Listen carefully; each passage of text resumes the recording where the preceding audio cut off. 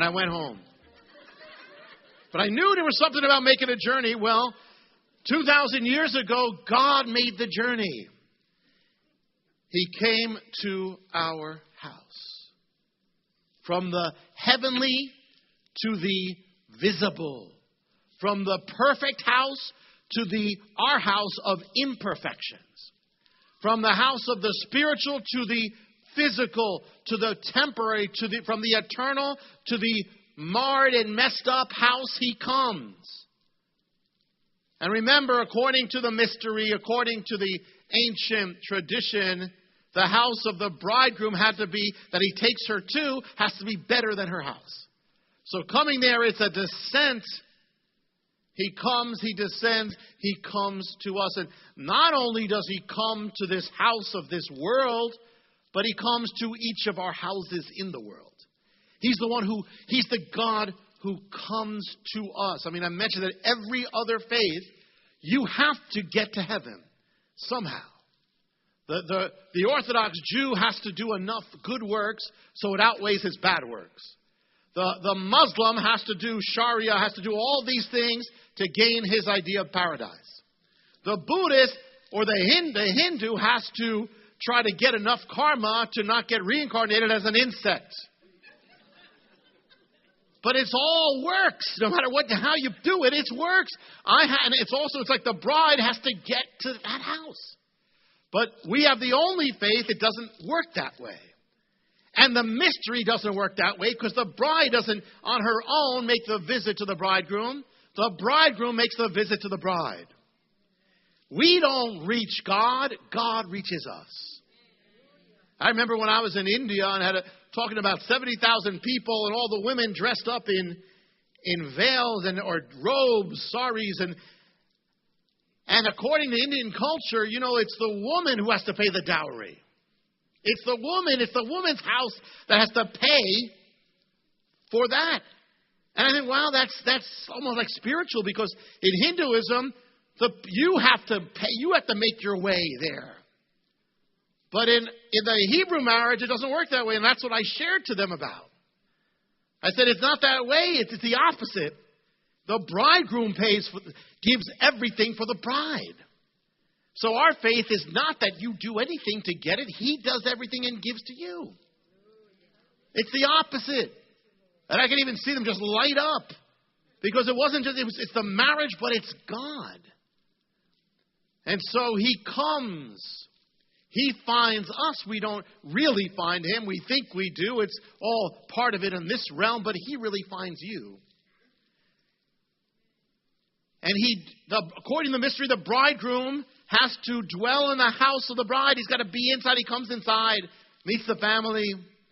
The cosmic bridegroom comes into our house, knocks on the door, says, open up. He comes into your circumstances. Every one of you has some story, if you know God, that in some way it's the mystery of the bridegroom coming to the bride's house.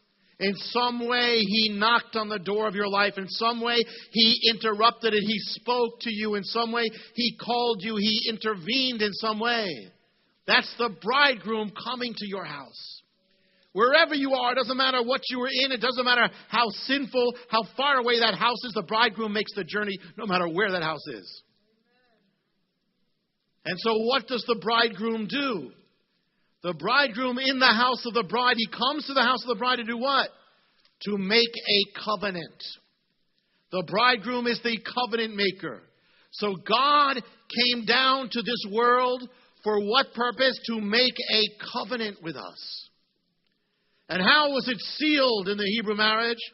It was sealed by the fact that the bridegroom and the bride would partake in a cup together. Well, Messiah says this cup is the cup of the new covenant. And we partake to this day of it. It's the covenant between us and God. And it's communion and it's the Lord's Supper and it's Passover, but it's also the bridegroom and the bride. And what else did he do? What else does the bridegroom do when he comes to the house of the bride? He gives the mohar. He gives the bridal gift. The bridal price. It has to be costly. So what did he do? He came down to do what? To make the covenant, but actually to make it possible by giving the price. And what was the price? It wasn't silver, gold, or jewelry. It was his life. He is the gift. He is the price. He doesn't give, the bridegroom does not give us a philosophy like other leaders do, or a system of religion like other leaders do. He gives his life, the mohar, the greater love, life. I was saying goodnight to my boys in their bed, and my son Eliel goes like this on the bed. I said, "What are you doing?" I thought he was angry. He hit the bed. He said, "I'm trying to see what it's like to be crucified, like Messiah." But that's it. They sometimes say, "How much did God love you?" This much. The mohar. Only one person in human history actually gave his life for you. It wasn't Muhammad, wasn't Buddha, wasn't Reverend Sun Myung Moon, wasn't any of them. It was Messiah only who gives his life for us. God. And maybe you don't think much of your life. Maybe you don't think much of yourself. Maybe you've been rejected your whole life, abused by people. Maybe you've abused yourself. Maybe you don't think it's worth much. But somebody thought enough of you to give his life for you, and that is God, the bridegroom. That cost him. It cost him labor, sacrifice, everything, his life, judgment.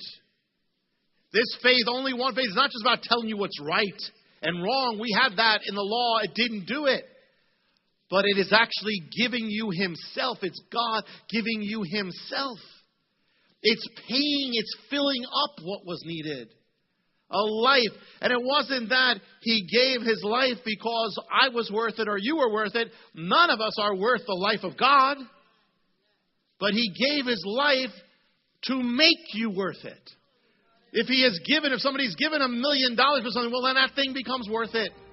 Well, he's given your life is now made by God's grace to be worth the life of God.